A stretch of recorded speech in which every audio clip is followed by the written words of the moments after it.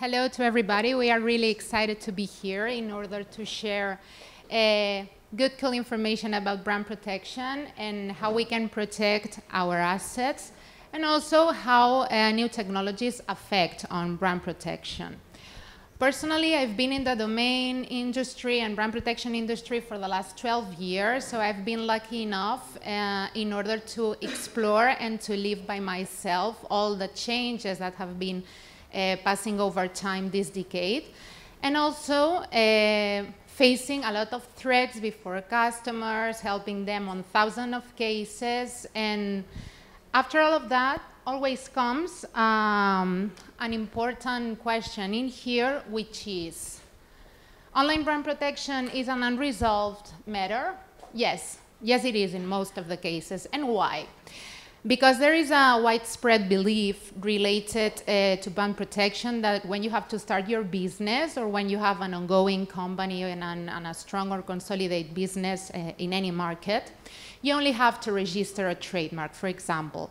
And that's it. And it's the most important thing, which in fact it is, but it's the first step of the path, because you have to move towards in order to protect and fight for what you are already registered. Besides this, brand protection is just like a rare abyss in each company, because in the end, it falls under different umbrellas. And the situation changes from company to company. In some cases, it's a decision making from a legal team. In another companies on marketing, cybersecurity, or IT. It depends on each case. And it's a war, a cold war in some companies in order to define which is the best way to go, which is the best strategy to decide to implement, and who is going to make the decisions. Given said that, cybersecurity, it's a really important matter for most of the companies, as said, but also is brand protection. Because most of the situations that we face with the customers is that they come to us with a proper cybersecurity strategy, which is really nice, but on brand protection, it's not the same situation at that point.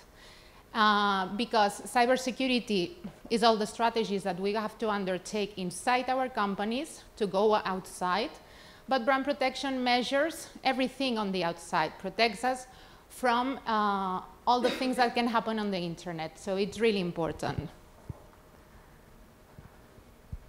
That's why we wanted to share, which is the brand protection framework, because I don't know if someone in here is familiar with cybersecurity, but the framework, it's pretty similar, but from this different perspective. The 4 pillars of brand protection are, first of all, monitoring. It's really important to control and to track everything that happens on the internet, starting from domain names, then going on the website content, social media, marketplaces, and every channel you have any presence. That's to find possible infringements. After that, after receiving all these alerts, it's really important to investigate what's going on. Because in the end, you have to always dig deeper in order to gather the best, as deeper as you can, because you have to assess the scale and nature of an issue. And after that, you have to enforce it, because it makes no sense to be aware of what's going on and not stopping that issue. For the enforcement, the situation is that we need to apply local laws depending on which is the case, and also the regulations. And often we employ cease and desist letters, takedowns, litigations, depending on each case. But the most important thing for us is prevention, because in the end, the first 3 pillars is an ongoing control. But prevention starts in each company. Why it starts in each company? Because it's based on education. It's really important to define policies, guidelines, and to offer this information to your employees and also to your customer base, because it's a good way to go in order to define a proper brand protection strategy, but also giving credit to the customer base and taking care of all of them.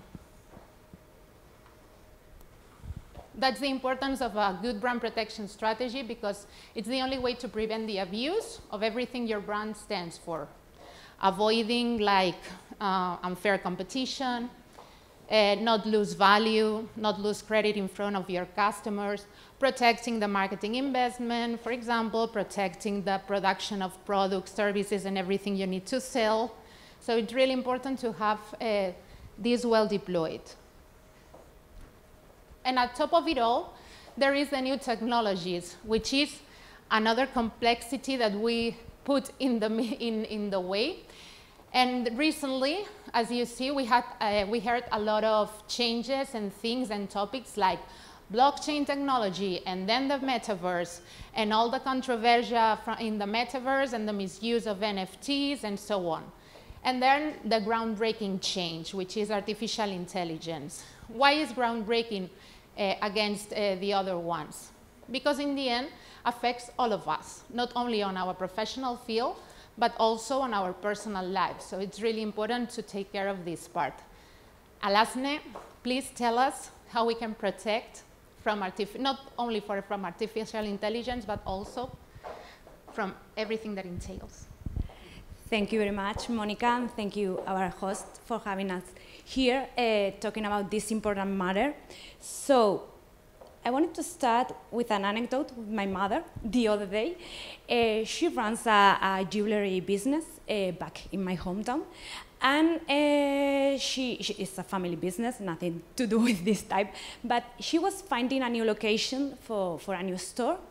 And she had it one thing clear. She wanted to be like in one of the main avenues in the city. Because literally, that's where my clients are.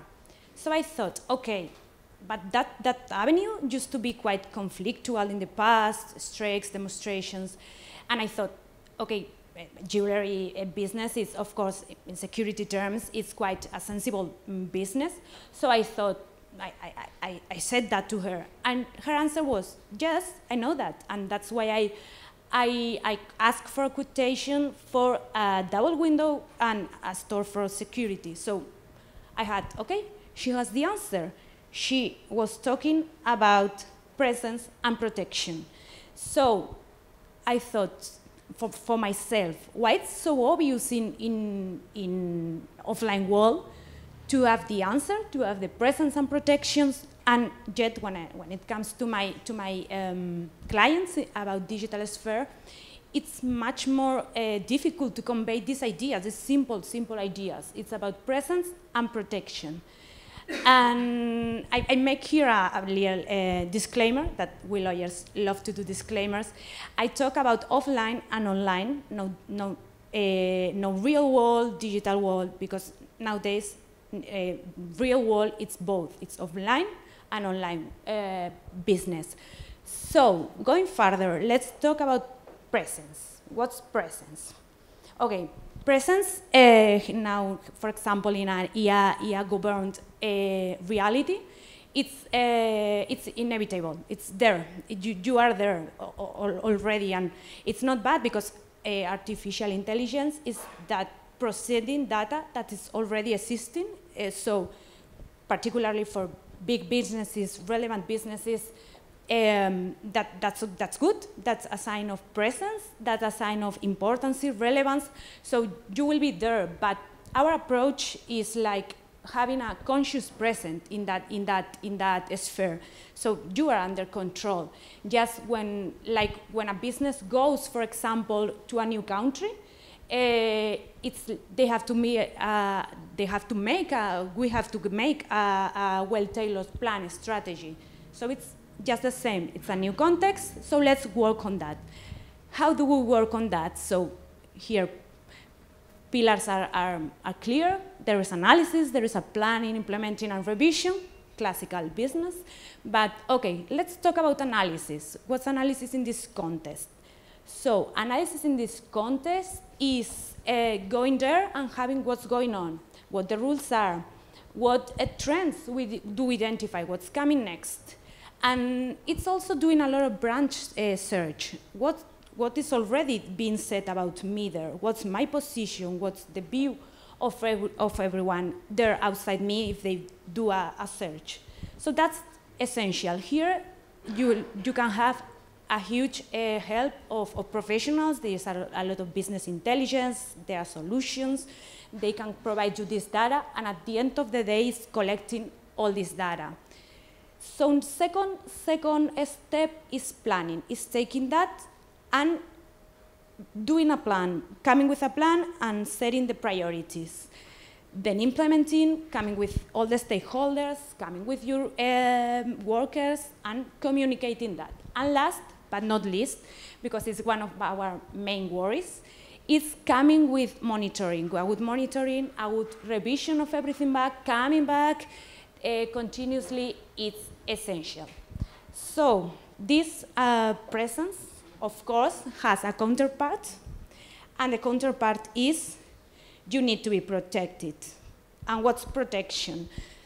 Protection is just going and challenging the vulnerabilities we find in this new context. And what the vulnerabilities are, you will probably come with security. It's like the most obvious one.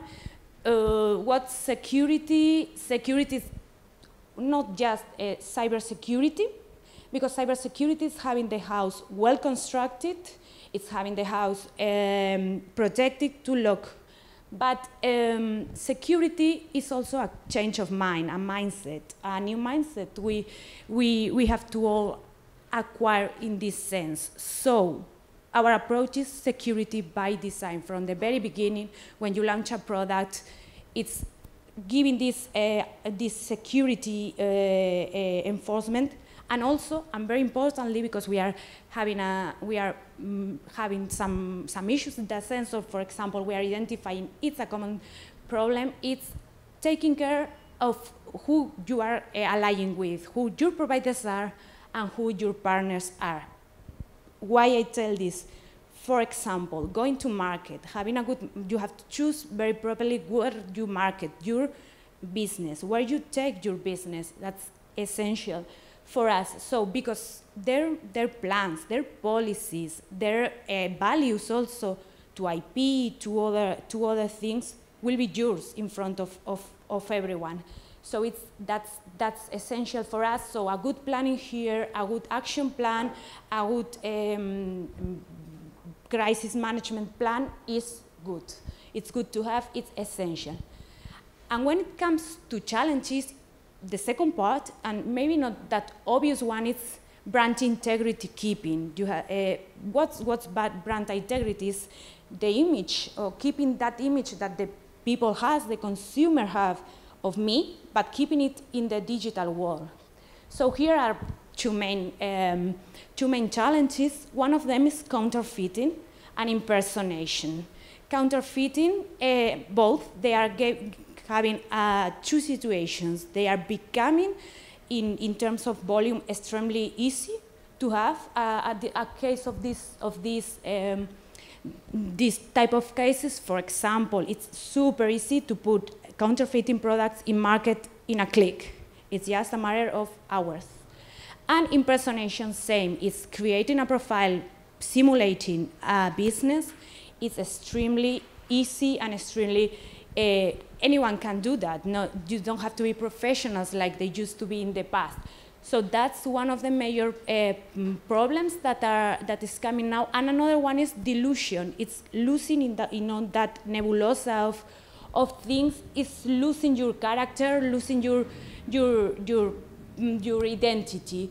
So here, what's our plan? It's answering with protection. It's having the law in favor and trying to learn what's going here in European countries. In European, the legislation is quite in favor of brands. We have a solid.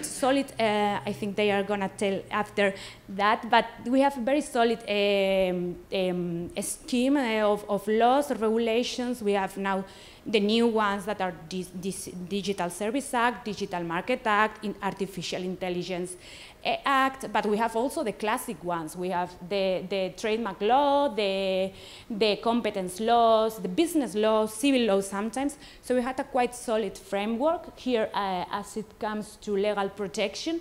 So it's knowing them and doing the homework. It's like going there and having, what do I have to secure to be protected by them? That's essential. Second is constant monitoring. Again, you have to be knowing what's going on outside, and then response, being enforcement. Once we see, you see a situation that it's not okay for you, it's a problem for you, answering wisely, responding rationally, and having things like having a good displays of resources, but responding effectively at the end of the day.